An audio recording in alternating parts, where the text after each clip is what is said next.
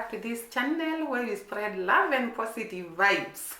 And I want to start by thanking our new subscribers and our returning subscribers. We value you. We don't take it for granted that you watch our videos, you like our videos, you comment down below. We thank you so much. We appreciate, guys.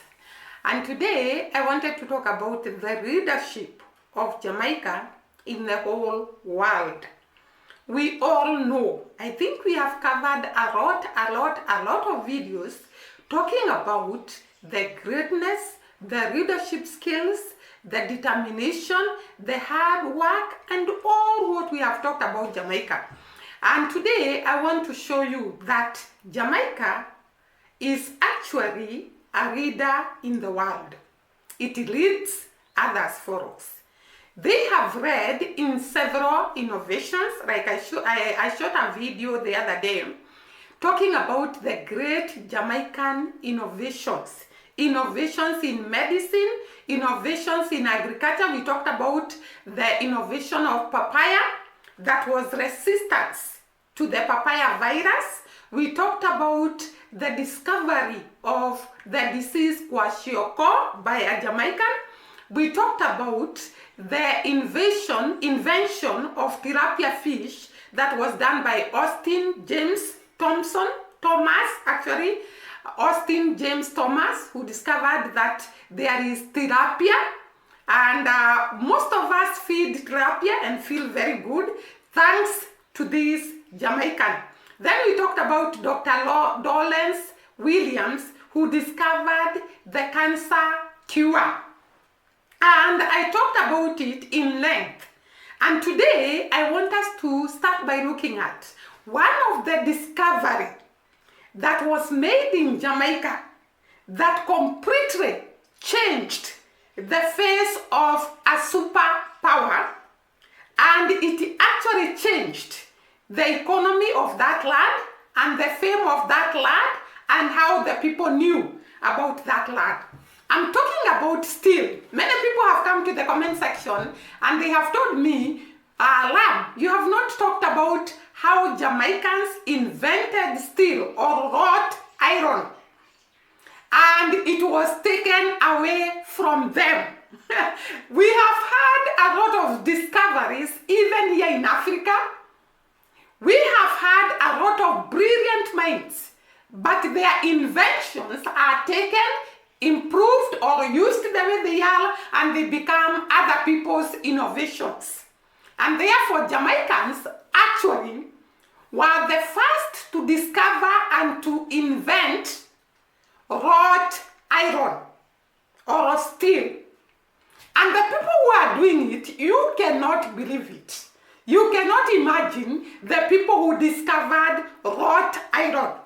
It is actually said they were taking iron of very low quality and improving it very cheaply to be the wrought iron that is used all over the world. Iron is a commodity that is very important in every country in the world. Did you know the invention of wrought iron started in Jamaica? Sit down, take your cup of coffee, and enjoy the story how the wrought iron came to be, who discovered it in Jamaica, and how it was stolen away from them and became another country's innovation and actually made that country to be considered an economic powerhouse. So sit down and listen to this. So like I have told you, the manufacturing of wrought iron was actually a Jamaican idea, but it was taken from them by a guy known as Henry Cort. Henry Cort was a Briton. He was from Britain, and he took the formula and actually manufactured the wrought iron and called the process of manufacturing Cort process from his name, Cort Henry. But this was not his idea, it was not his innovation, it was not his work, it was the Jamaican slaves, and I'm going to tell you how the story went. So Cort actually stored the formula together with the machines and started producing the wrought iron, and this wrought iron became a significant innovation in the British industrial revolution. So it was taken by Britain, and they were credited for the manufacturing, or rather for innovation of wrought iron, but they are not the ones who had actually innovated. How did it happen? Reason here, in 18th century, Henry Cort, an English banker, he was actually a banker, and he was working as a banker. He stole the technique from the black enslaved metallurgists in Jamaica. And he got the clue that these Jamaicans were actually processing and manufacturing wrought iron from his cousin. So he learned of the idea from his cousin, who was actually a merchant who used to trade goods from Jamaica to England, England to Jamaica. And while he was doing his business of merchant, he came across these Jamaicans who are actually producing wrought iron from very, very low quality iron materials, and they were combining these materials and coming up with a very, very strong iron and durable iron, and in a very, very cheap way. So Cort, or Henry Cort, got this information from the cousin who had actually encountered these Jamaicans doing their work and producing wrought iron, which was actually a great breakthrough to Jamaica, because it was actually the era of industrial revolution. And therefore, having heard about the production of wrought iron, Cort was actually going bankrupt. It is said that he had paid a huge sum of money to a given trade, and it had gone bankrupt. So he was actually bankrupt, and when he learned of this idea of producing wrought iron, he was very quick to embrace it, because he knew it was a breakthrough to his bankruptcy, and it was a breakthrough to his country, and it was to make a lot of money. So what happened so that these slaves who are actually producing wrought iron could boycott their project or their innovation and give it to Cort? They didn't even give it to Cort willingly.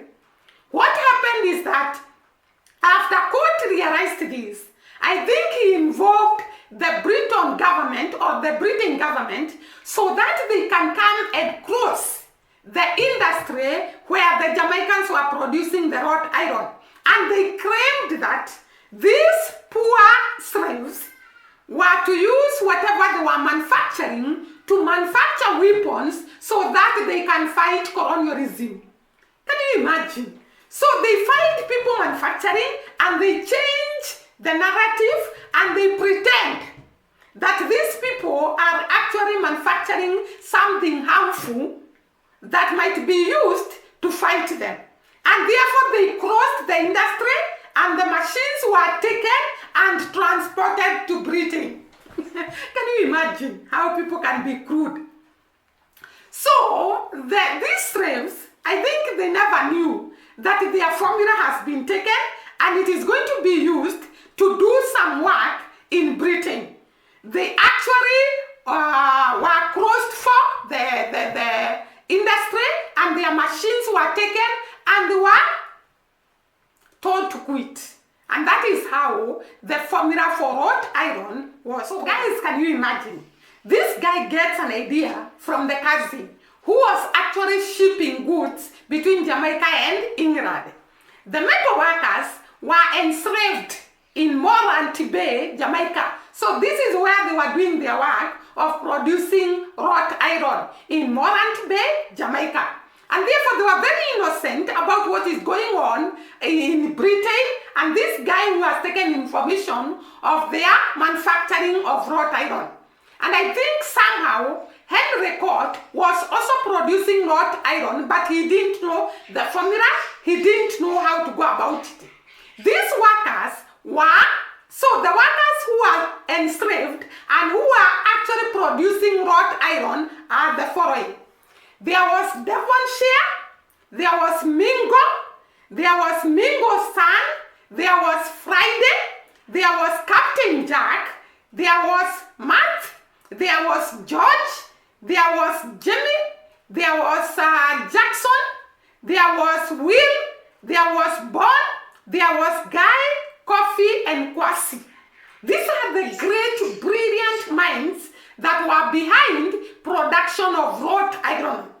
So what happened is that when this guy ran from the cousin that these guys were producing wrought iron, he actually, I think, talked to the Britain government, and it is said that Britain was actually considered and went and crossed the industry where these guys were producing wrought iron, and the machines were taken to Britain. And Court started producing wrought iron, and it was a great breakthrough to him. It was a great breakthrough to Britain. It made Britain to be considered an economic superpower. So Britain were considered an economic superpower because of the formula that it did not belong to them, that belonged to these Jamaican slaves. And therefore, Britain got credit, and it got recognized as the world's leading iron exporter during the Industrial Revolution. So it was termed as the region's iron exporter during Industrial Revolution, and it was recognized as an economic superpower, just because of stealing a formula that belonged to somebody else. There are so many innovations that have been done here in Africa, and I'm sure in Jamaica, and these innovations were taken and were considered to be innovations of other people. Like I remember the M-Pesa. The M-Pesa knowledge and usage was started here in Kenya. And I'm sure because the person who started M-Pesa, I'm not very sure, but I remember it's like it was a student who was in university. And when he presented the idea, he was paid a ransom of money that was not to take him so far, but the idea was taken from him.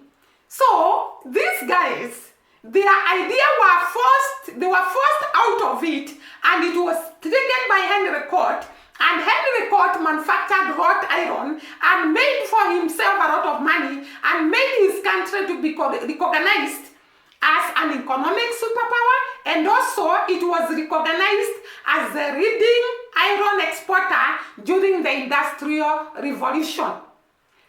Court himself was called the father of iron trade after his death. So he was given the privilege of being called the father of the iron trade. But for sure, Court was not the one man behind the innovation of iron. It was these guys that I have mentioned their names. They did a lot of work. They were spending a lot of time trying to do this innovation, and then it was taken away from them.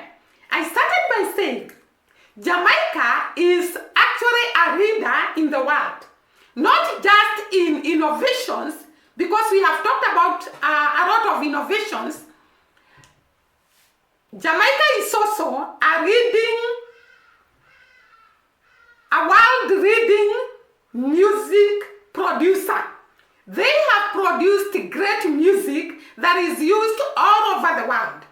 They have read in terms of the reggae music, the aka music, and a lot of music, rap music, and so on. So we have seen great musicians from Jamaica. The other day, there was a Jamaican that was performing in United States of America, and the whole audience was full of people. So they have a great impact when it comes to music. We ran about Bob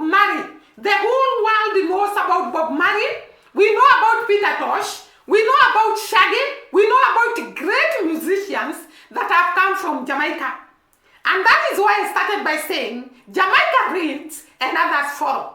Because there is a lot of creativity, there is a lot of production, there is a lot of innovation in the minds of the Jamaican people. So they are not just brilliant in academics, just like we saw that there is a lot of innovation in medicine, innovation in agriculture, innovation in computer and airplane. We actually came across an innovation whereby people produced the inner tires of the car, and the first people to produce were from Jamaica. So they are not just a people that can just produce music, they do a lot of stuff.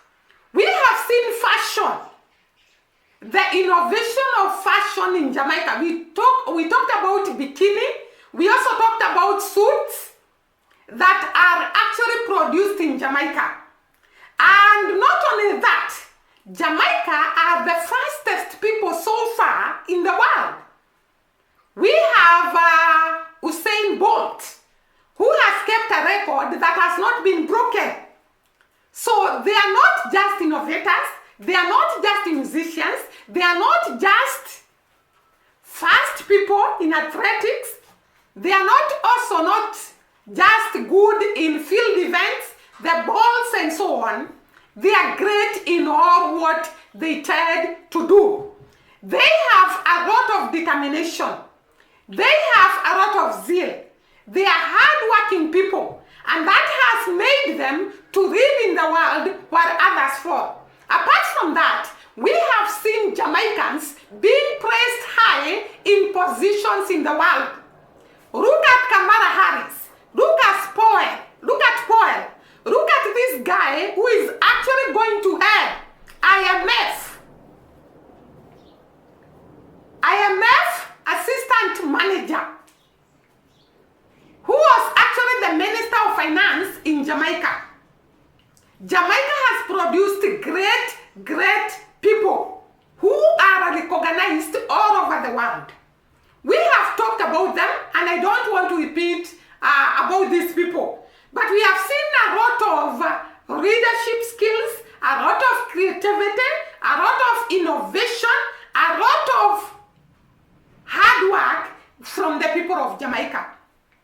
And we also saw the people of Jamaica are not just good in science and technology, they are not just good in innovations, they are not just good in music, they are not just good in track and field events. They are also good when it comes to beauty.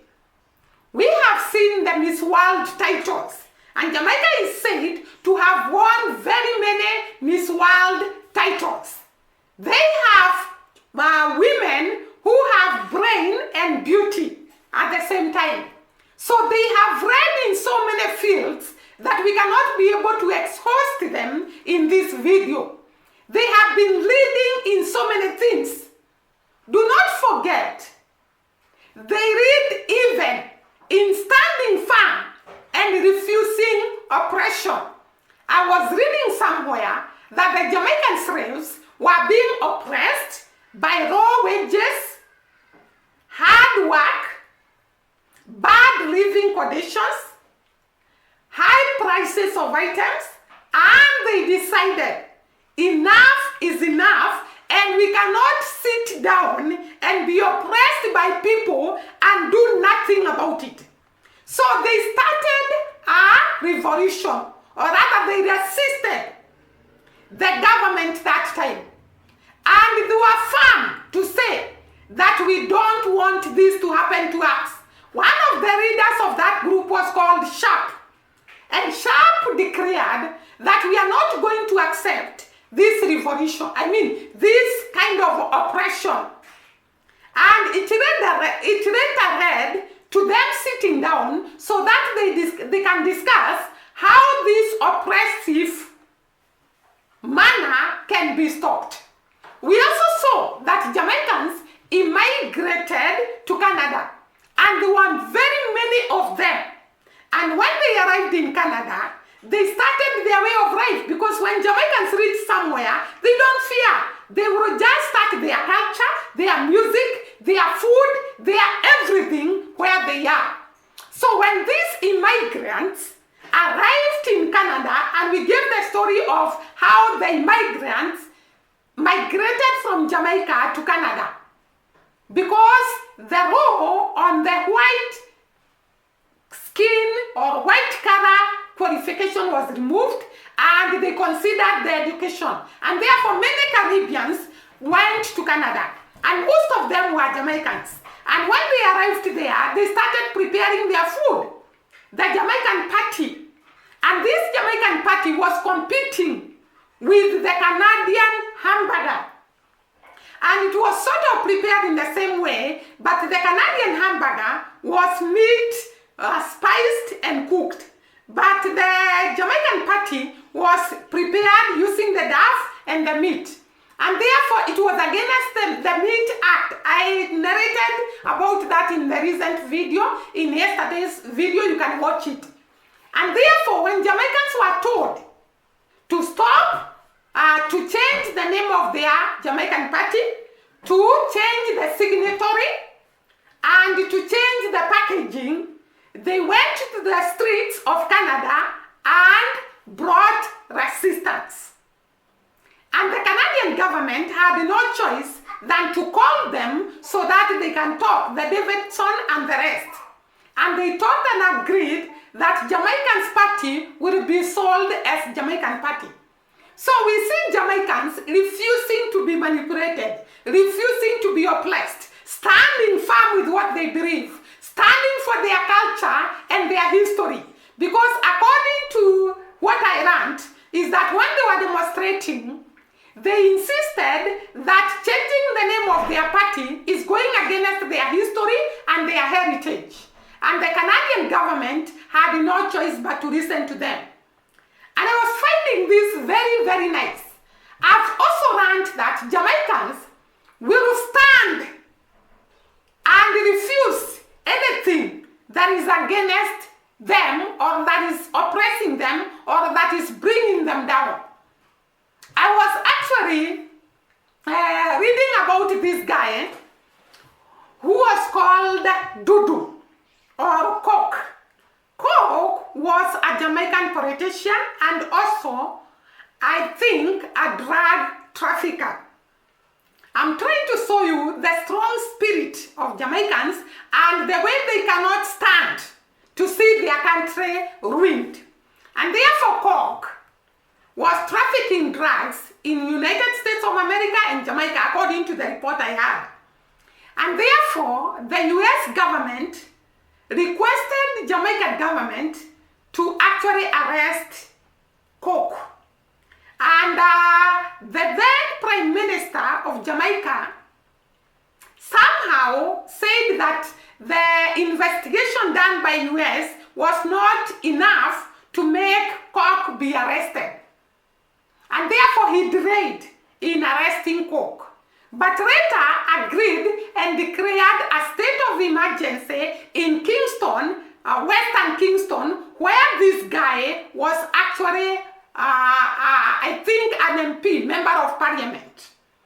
And therefore it was declared a state of emergency, and they fought this gang until the gang was subdued, and Coke and his friends ran away. But later was caught and he pleaded guilty of the charges, and he was taken to US for the arrest and jail term. But what perplexed me and what amazed me is that after the Jamaican Prime Minister delayed in arresting Coke, he was told to actually resign because he had proved he was not ready to fulfill his promises during campaign. Because according to what I had, during campaign he had promised to reduce the cases of gang, or rather the cases of crime in Jamaica, and also uplift the economy and create employment, and also uplift the economy of Jamaica, which he had not done because this case was a crime case, a gang case, and according to the sources, he had not handled it properly. And therefore, there was pressure for him to resign. And finally, he actually resigned and stepped down. And that is when the current Prime Minister of Jamaica was elected when he was very, very young. So I was seeing a lot of coming down, because for a Prime Minister to accept, to step down, this is actually a democratic country. It's a country that is after its welfare.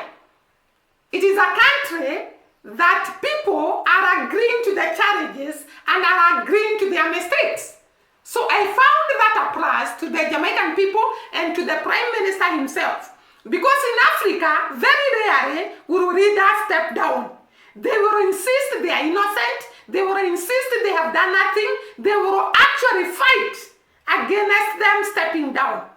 But I found it a plus for this Prime Minister to step down so that the economy of Jamaica can be handled by somebody else and the crime rate can be handled by somebody else. Therefore, I was seeing this is an excellent example of good leadership. You can accept your mistake, you can step down, you can actually resign and let somebody else rule if you are unable to fulfill the promises you had promised to people. And it is said that during that attack, because the army had to come in and attack them, the gang in what was called, is it Tifori Gardens? The Jamaicans in the house can tell me.